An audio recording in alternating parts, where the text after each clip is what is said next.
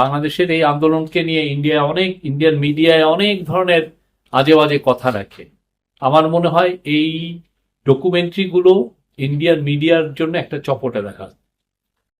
এই ডকুমেন্টারিগুলো তার প্রমাণ, এবং কি অদ্ভুত একটা কি মানে অভূতপূর্ব একটা আন্দোলন। লাইভ প্রকাশ করেছি, তখন সোশ্যাল মিডিয়াগুলি হয়ে উঠেছিল মেইন স্ট্রিম মিডিয়া, এবং সাংবাদিক সমিতি শুধু কুমিল্লা বিশ্ববিদ্যালয় ক্যাম্পাসে সাংবাদিকদের সংগঠন না, আমার গত স্বৈরাচারের আমলে নিয়োগ বাণিজ্য, টেন্ডার, মাদক সহ ডেভেলপমেন্ট জার্নালিজম করে, অর্থাৎ উন্নয়ন সাংবাদিকতা, আবাসন সংকট, তারপর তাকে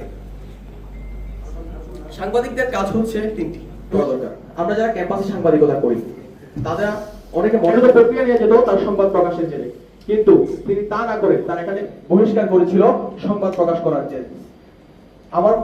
আমি ঢাকা থেকে লাইভ প্রকাশ করেছিলাম যখন আমি গণভবনে যাত্রা শুরু করি।